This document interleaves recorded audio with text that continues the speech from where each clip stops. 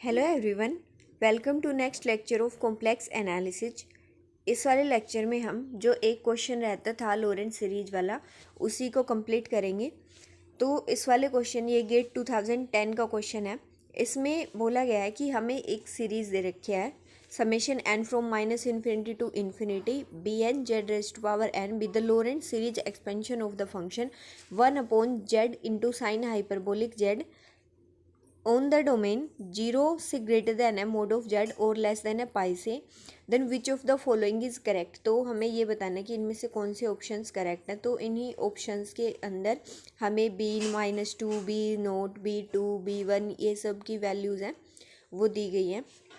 तो हमें देखना है कि कौन सा ऑप्शन करेक्ट है। पहले आप एक बार स्टेटमेंट देख सकते हैं। ये वाली जो स्टेटमेंट है क्वेश्चन की ये वाली दी गई है। आपको ये गेट 2010 के पेपर में मिल जाएगा क्वेश्चन नंबर 28 करके। ठीक है, तो ये एक MCQ क्वेश्चन था। तो हमें ये मतलब MCQ क्वेश्चन है, एक नंबर का ही था और एक आंसर करेक्ट था। ठीक है, तो अभी हमें ये बताना है कि कौन सा ये वाली वैल्यूज़ निकालें हैं B0 B2 B-2 ये सब करके। ठीक है, तो पहले एक बार अपने जो फंक्शन है उसको देखते हैं। फंक्शन हमें क्या दे रखा है 1/z into sine hyperbolic Z. ठीक है, किसके ऊपर निकालनी है। अब देखो यहाँ पर इन्होंने क्या बोल रखा है कि bn/z की पावर n ऐसे करके और माइनस इन्फिनिटी टू इन्फिनिटी। यहाँ से हमें पता चल रहा है लोरेंट सीरीज है और इन्होंने बोल भी रखा है कि ये लोरेंट सीरीज एक्सपेंशन है। ठीक है, तो अभी जीरो के अबाउट ओपन करनी है। तो अभी स्टार्ट करते हैं कि एक्सपेंशन जब हम करेंगे देखो दो तरीके हैं। एक तो क्या है कि एक्सपेंशन करने के लिए हमको या तो अब यहाँ पर जैसे देखो हम अगर इसकी वो वाली बात करें कि क्योंकि लोरेंट सीरीज बोला है तो इसका मतलब सिंगुलैरिटी के ऊपर ही। और वैसे भी देखो ये वाला जो फंक्शन है ना ये जीरो के ऊपर क्या है, जेड के पास भी जीरो के ऊपर सिंगुलैरिटी है और साइन हाइपरबोलिक जेड के पास भी जेड के ये जो जेड है सिंपल जीरो है इसके पास जीरो के ऊपर, और साइन हाइपरबोलिक जेड के पास भी सिंपल जीरो है क्योंकि साइन हाइपरबोलिक जीरो पे जीरो बनता है और इसका जो डेरिवेटिव होता है कोस हाइपरबोलिक जेड वो जीरो पे जीरो नहीं बनता, वो जीरो पे तो इसी वजह से इसके पास जो साइन हाइपरबोलिक का first order derivative non zero होता है ना जीरो पे, इसलिए साइन हाइपरबोलिक के पास वन ऑर्डर की जीरो है जीरो पे।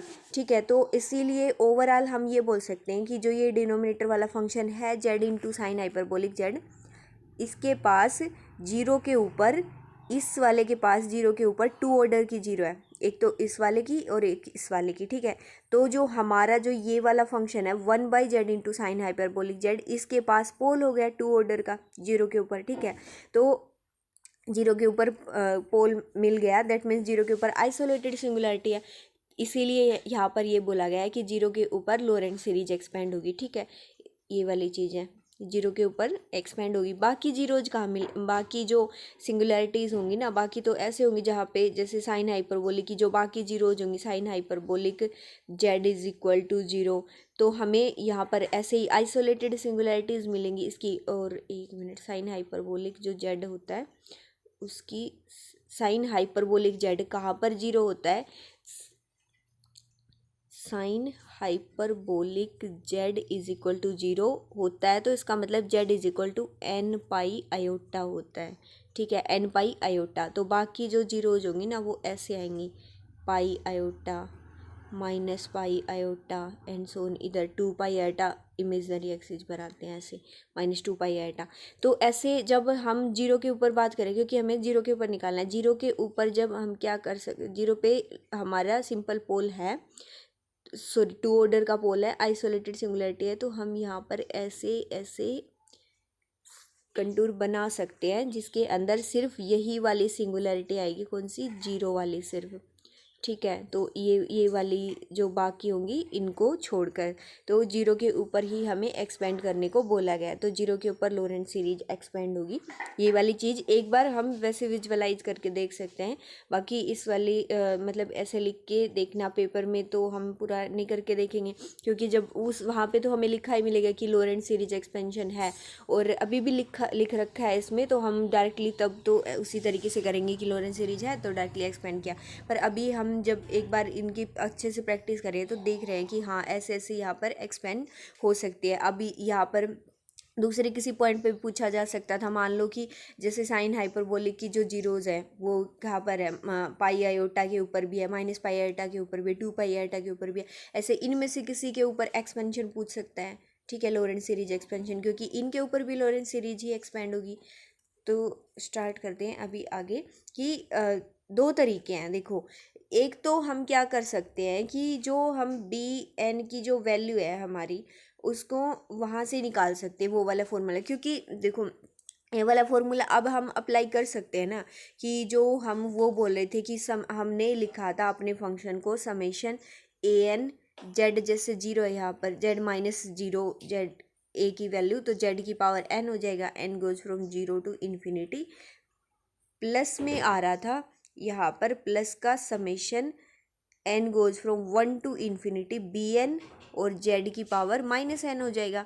तो ये वाले ये तो एक्सपेंशन होगी नॉर्मल, ठीक है। ये वाली लोरेंट्ज़ सीरीज एक्सपेंशन में अब हम क्या कर रहे थे, जो हमने फॉर्मूला लिखा था कि अगर हमारा जो कंटूर है उसके अंदर सिर्फ वही वाली सिंगुलरिटी आ रही है जिसके अबाउट हम एक्सपेंड कर रहे हैं, तो फिर हम ये वाला फॉर्मूला लगा सकते थे कि ए एन की वैल्यू थी वो 1/2 pi iota integration f of z upon z minus a की power n plus 1 d z, है ना।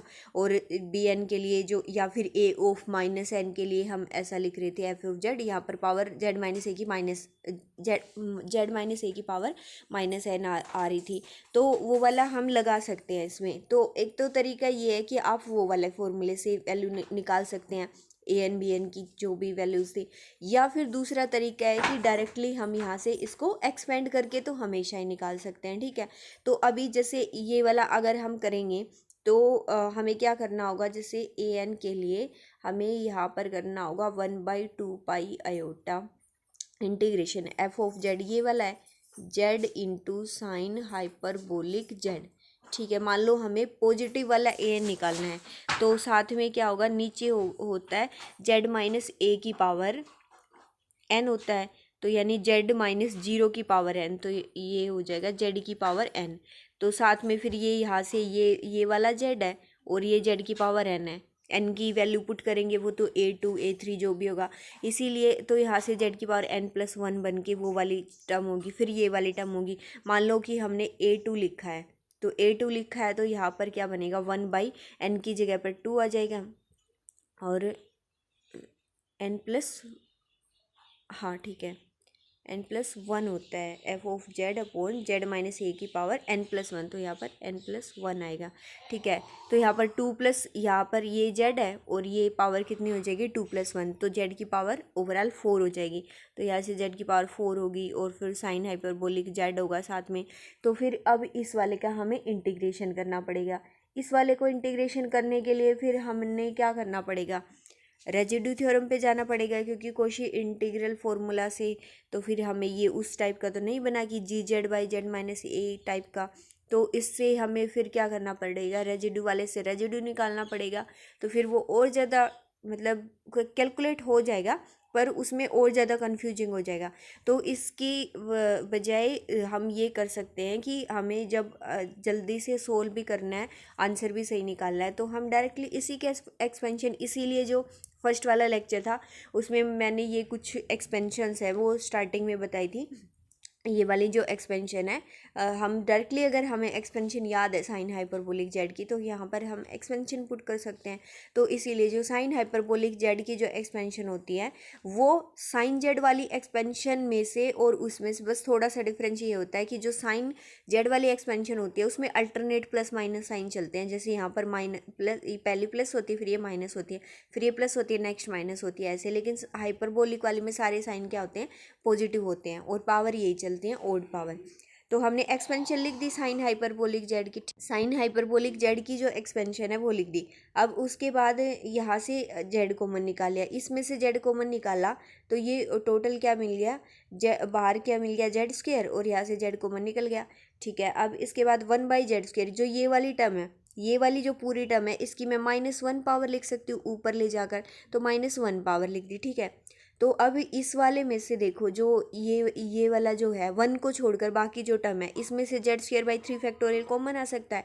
तो ये जो फर्स्ट वाली थी इसकी जगह पर तो 1 बच जाएगा, प्लस इसमें से एक जेड स्क्वायर चला गया तो जेड की पावर 2 बच जाएगी यहाँ से, और नीचे से 3 फैक्टोरियल चला गया तो 5 फैक्टोरियल में क्या बच जाएगा, 4 + 5 बच जाएगा, एंड सो ऑन।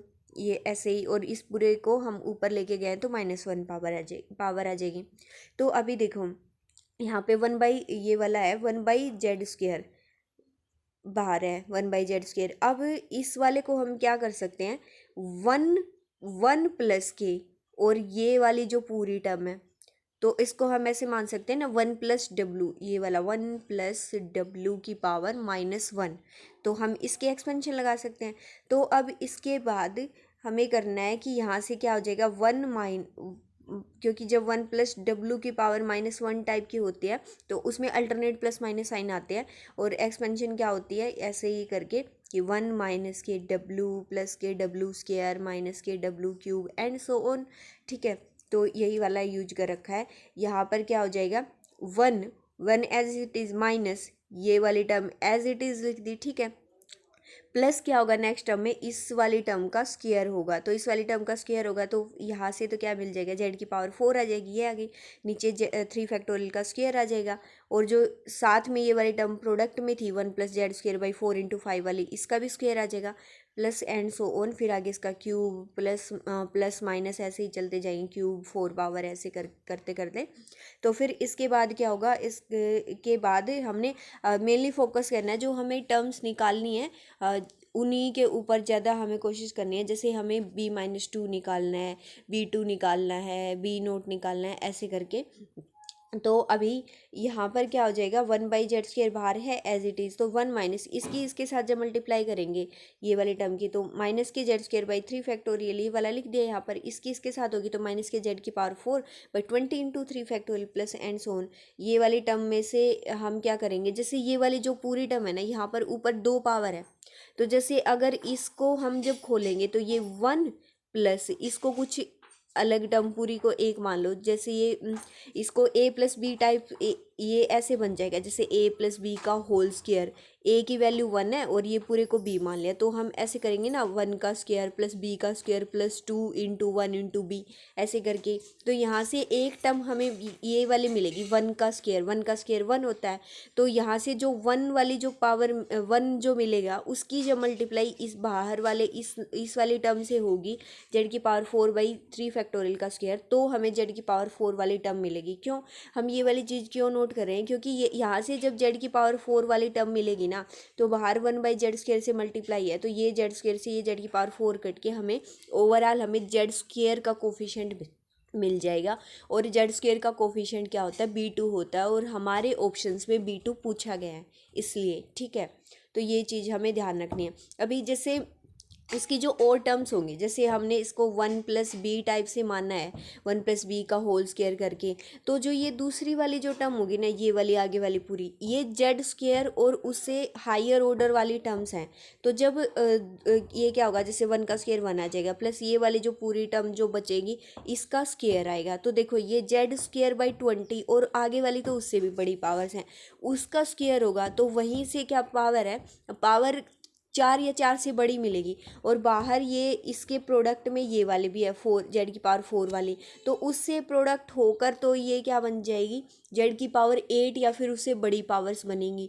ठीक है, तो इसका मतलब क्या होगा, जब यहाँ पर भी जेड की पावर 8 या फिर उससे बड़ी पावर्स मिलेंगी, तो बाहर जब 1/z² से मल्टीप्लाई भी इस वाली टर्म से मल्टीप्लाई भी होगी, तो जैसे मान लो जेड की पावर 8 वाली ही मिल गई, तो ये वाला क्या है z² है, तो यहाँ से भी कैंसिल होके तब भी हमें जेड की पावर 6 या उससे बड़ी पावर्स मिलेंगी, बड़े ऑर्डर की पावर्स मिलेंगी। तो इसका मतलब यहाँ से हमें, और जेड की पावर 6 के लिए तो हमें b6 पूछता, लेकिन हमारे जो ऑप्शंस हैं उनमें आप देख सकते हो कहीं भी b6 की वैल्यू पूछ ही नहीं गया है। ठीक है, तो इसीलिए हमें ऐसे करके चलना है, नहीं तो हम इसमें बहुत सारी टर्म लिख भी सकते हैं, लेकिन हमें लिखना है हाईएस्ट वहाँ तक ही कि जो हमें जो वैल्यूज़ है ना वो अपनी ऐसी मिल जाए, जिनकी मतलब जो ऐसे वो वाली ही टर्म्स को हम कलेक्ट करके लिखें जिनसे हमारा जो भी पूछे गए हैं ऑप्शंस में, वो वाले ऑप्शंस हमारे कवर हो जाएं कि इन ऑप्शंस में कुछ डिस्कार्ड हो जाए, कुछ की वैल्यूज़ मिल जाए तो वहाँ से सही हो जाए, इस तरीके से सोल्व करना है। तो अभी इसके बाद हमने जो ये वाली टर्म लिखी है, ठीक है, इसके बाद मैंने क्या किया कि जो ये वाली टर्म थी ना, इसकी सिर्फ जब यहाँ पे 1 मिलेगा ना, जैसे 1+b माना था इसको का होल स्क्वायर, वहाँ से जब 1 मिलेगा तो 1 के साथ इसकी मल्टीप्लाई होगी, तो सिर्फ वो वाली टर्म लिख दी। तो यहाँ से ये लिख दिया z⁴/3 फैक्टोरियल का होल स्क्वायर इंटू में 1, वो वाली टर्म लिख दी सिर्फ। बाकी आगे वाली थी वो हायर ऑर्डर वाली होगी, तो इनको as it is and so on करके छोड़ दिया, ठीक है। तो अब ये 1/z² है, इसकी मल्टीप्लाई होगी इसके साथ, तो ये बनेगा 1/z²। तो इसके साथ मल्टीप्लाई होगी तो माइनस के z² से z² कैंसिल हो जाएगा, 1/3 फैक्टोरियल आ जाएगा। और जब ये वाली है z⁴ वाली, इससे मल्टीप्लाई होगी तो माइनस के z²/20 इंटू 3 का फैक्टोरियल की वैल्यू 6 लिख दी, ये हो जाएगा। प्लस के एंड सो ऑन, जब ये वाली z⁴ वाली टर्म से मल्टीप्लाई होगी इस वाले की इस वाले से, तो यहाँ से क्या बनेगा z² 3 का स्क्वायर, दैट मीन्स 6 का स्क्वायर, ये वाली टर्म है, ठीक है। प्लस एंड सो ऑन चलते जाएंगे इसी तरीके से। तो अभी इसके बाद क्या आ गया, हमें ऐसा कुछ मिल गया। अब देखो इसमें क्या है, ये जो -1/3 फैक्टोरियल है, ये कितना हो जाएगा -1/6, इसको आगे लिख दिया यहाँ पर। तो अब प्लस फिर ये वाली जो टर्म है पॉजिटिव वाली टर्म है, माइनस के z²/120, और ये वाला प्लस के z² यहाँ से मिल जाएगा 6 का स्क्वायर, दैट मीन्स 36। इसके बाद plus 1/z² plus and so on, ये वाले जो टर्म्स हैं ये वाली हमने लिख दी। इसके बाद क्या है, ये वाली ही को हमने क्या लिख दिया, ये z² वाली टर्म है, ये z² वाली टर्म है, एलसीएम लेकर एक साथ इनको कलेक्ट कर दिया। फिर ओवरऑल हमें क्या मिल गया, एलसीएम लेने के बाद भी सोल्व करके हमें मिल गया ये वाली टर्म 7/360। तो यहाँ से एक मिनट, तो यहाँ से बी नोट क्या हो जाएगा, बी नोट हो जाएगा z-0 का कोफिशिएंट, तो दैट मीन्स कांस्टेंट टर्म। तो कांस्टेंट क्योंकि z-0 तो 1 आ जाएगा, तो इसका मतलब कांस्टेंट वाली टर्म कौन सी हो जाएगी, -1/6। तो यहाँ से बी नोट की वैल्यू तो -1/6 आ गई। और यहाँ से क्या होगा, b-2 क्या होगा, z-0 का कोफिशिएंट, यानी z की पावर -2 का, यानी कि 1/z² का कोफिशिएंट। तो 1/z² का कोफिशिएंट यहाँ से कितना है, 1 है, ठीक है, तो 1 आ गया। अब b2 कितना हो जाएगा, z-0 की पावर 2 का कोफिशिएंट, दैट मीन्स z² का कोफिशिएंट। तो यहाँ से z² का कोफिशिएंट कितना आ जाएगा, ये वाला है 7/360, इसकी वैल्यू कितनी आ गई, 7/360, ठीक है। तो b-2 की वैल्यू 1 आ गई, b नोट की वैल्यू -1/6 आ गई, और b2 की वैल्यू 7/360 आ गई, जो कि हमें ऑप्शन 1 में दे रखा है। देखो कि b-2 की वैल्यू 1 है, बी नोट की वैल्यू -1/6 है, और b2 की वैल्यू 7/360 है। देखो जैसे जो बाकी, वैसे भी ये एमसीक्यू था, हमें एक मिल गया, तो इसी को टिक करके हम आगे बढ़ जाएंगे। और बाकी आप देख भी सकते हैं बाकी ऑप्शन में, जैसे इसमें b-2 की वैल्यू 0 बोल रखा है सी में, तो ये गलत हो जाएगा। इस वजह से ये जो बाकी जो ऑप्शंस हैं, जैसे इनमें b1 की वैल्यू ये बोल रखी है, दूसरे वाले में देखो जैसे b1 की वैल्यू 7/360 बोल रखी है। b1 का तो मतलब था कि z का कोफिशिएंट, तो z वाली टर्म तो हमें मिल ही नहीं रही। z वाली टर्म देखो यहाँ पर z वाली जो टर्म है वो तो हमें मिली ही नहीं है, तो b1 तो क्या है, 0 है, तो b1 0 है, तो इसका मतलब ये वाला ऑप्शन भी गलत हो जाएगा। इस वजह से ऐसे ही जैसे यहाँ पर देखो 3 वैल्यू दे रखी है, तो अगर हम डिस्कार्ड भी कर रहे हैं ना, तो मान लो जब तक हमने ये तीनों की तीनों वैल्यूज़ ना निकाले हो, इनमें से कोई एक वैल्यू निकाली हो, तो उसी एक वैल्यू को, जैसे b-2 की वैल्यू हमने निकाली हो, वहाँ से हम इस वाले ऑप्शन को डिस्कार्ड कर सकते हैं। फिर b1 की वैल्यू निकाल कर हम इस वाले को डिस्कार्ड कर सकते हैं, इस तरीके से। जैसे b नोट की वैल्यू ये वाला है, b नोट की वैल्यू हमारी तो -1/6 आई है, पर यहाँ से ये वाला गलत है, तो ये तीनों ऑप्शन गलत है। और ये वाला हमने निकाल के भी देख लिया कि ये तीनों वैल्यू यही वाले आ रही हैं जो ऑप्शन ए में दे रखे हैं, तो हमारा ऑप्शन नंबर ए सही है, ठीक है। तो ये वाला क्वेश्चन है, इसका यही आंसर था, ऑप्शन नंबर ए। इसमें ये वाली चीज़ अच्छी थी कि इसमें ये फंक्शन बहुत अच्छा बनाकर दे रखा था, 1/z into sine hyperbolic Z. अगर आपको साइन हाइपरबोलिक जेड के एक्सपेंशन याद है तो फिर बिल्कुल अच्छे से ये वाला क्वेश्चन है वो नहीं छूटेगा। और देखो जैसे यहाँ पर इसमें ये वाली चीज़ भी दे रखी है ना कि 0 से पाई से लेस देन में, यही वाली चीज़ जो मैंने वो सिंगुलैरिटी लिख के दिखाई थी ना इसकी, यही वाली चीज़ इसमें इम्पोर्टेंट है कि हम वो वाली सिंगुलैरिटी, हाँ इस वाले को हम उससे भी कर सकते हैं, जैसे हमें B note B A note A N उनकी जो वैल्यूज़ हम निकाल रहे थे उन फॉर्मूला से जो वैल्यूज़ निकाल रहे थे, क्योंकि इसके अंदर ऐसे बन रहा है जैसे यहाँ पर 0 है, यहाँ पर इधर पाई होगा, इधर माइनस पाई होगा, इधर पाई आयोटा होगा और इधर ऐसे ही माइनस पाई आयोटा होगा, और ये वाली जो वैल्यूज़ हैं। अब यहाँ पर क्या हो रहा है, जब हमें रीज़न ही क्या दिया गया है, क्योंकि 0 पे सिंगुलरिटी है तो इसलिए 0 के ऊपर क्या करा गया, पंचर करा गया है। और लेस देन पाई, जेड का मॉडुलस जब हम पाई लेंगे ना तो क्या बनेगा, ऐसे इन वाले पॉइंट से होता हुआ सर्कल जाएगा। लेकिन हमें तो क्या लेना है, अपनी डोमेन इनके बीच, देखो यही वाला एनुलर रीजन है, इसी वाले एनुलर रीजन में ये ग्रीन से कर देते, ये बीच वाला रीजन हमें लेना है, ये वाला, ठीक है, ये वाले रीजन में हमें एक्सपेंड करना है। इसीलिए तो जब हम लेंगे यहाँ पर कोई भी जो कंटूर लेंगे ना तो यहाँ पर ऐसे कुछ आएगा, वो सिर्फ 0 को कंटेन करेगा, क्योंकि ये बाहर वाली बाउंड्री वाले तो है ही नहीं।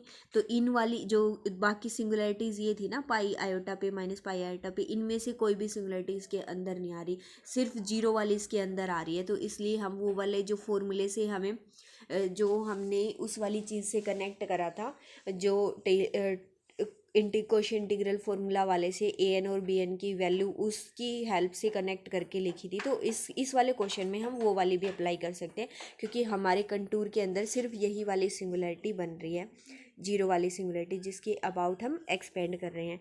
ठीक है, तो ये वाली चीज़ अच्छी है। देखो पिछले 1-2 लेक्चर्स में हमने कुछ क्वेश्चन ऐसे देखे थे जिनमें एक से ज़्यादा सिंगुलरिटी बन रही थी कंटूर में, तो हम उस फॉर्मूले से नहीं निकाल सकते थे, एक्सपेंड करके निकाल रहे थे। ये वाला क्वेश्चन अच्छा है, इसमें आप ये वाली चीज़ भी देख सकते हो कि आंसर निकाल कर देख सकते हो उन वाले फॉर्मूले से।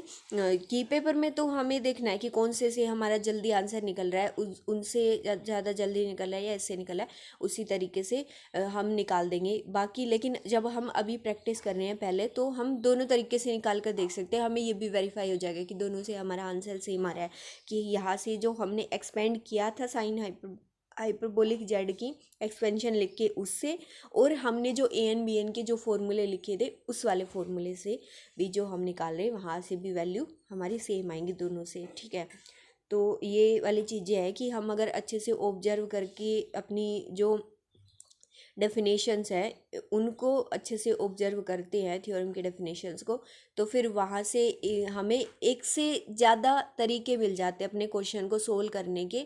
और देखो अभी इस टाइप के क्वेश्चन में हमें एक से ज़्यादा तरीके भी मिल गए, लेकिन हमें ये भी पता है कि वो एक से ज़्यादा तरीके हमारे पास हैं, लेकिन वो हमें अप्लाई कब करने हैं, उनकी कुछ कंडीशंस है, रेस्ट्रिक्शंस है, कब उनको हम अप्लाई कर सकते हैं। तो ये वाली चीज़ भी इम्पोर्टेंट है, ये तभी हो पाएगी जब हम अच्छे से प्रैक्टिस करते हुए चलेंगे। तो आई होप आपको जो टेलर और लॉरेंट सीरीज वाला कॉन्सेप्ट है वो अच्छे से क्लियर हो गया होगा। इसके इसके बाद हम आगे वाले जो इम्पोर्टेंट टॉपिक्स हैं उनको करेंगे नेक्स्ट वाले जो लेक्चर्स होंगे उनके अंदर। तो इस वाले जो टेलर और लॉरेंट सीरीज वाले हैं उसमें हमने कम से कम 5-6 लेक्चर्स है वो डाले हैं। तो एक बारी आप इनको स्टार्टिंग से, अगर जिन्होंने बिल्कुल शुरू से अगर नहीं देखा है, टेलर सीरीज वाला जो स्टार्टिंग वाला लेक्चर है वहाँ से आप देख सकते हैं, लिंक है जो डिस्क्रिप्शन में मिल जाएगा।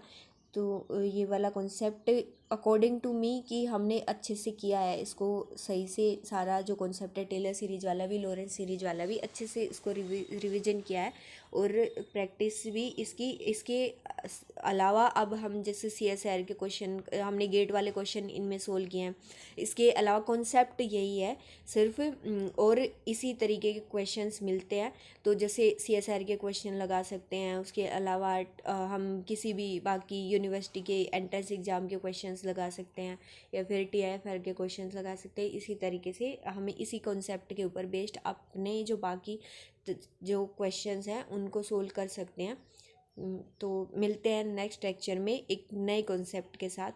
Thank you, all the very best.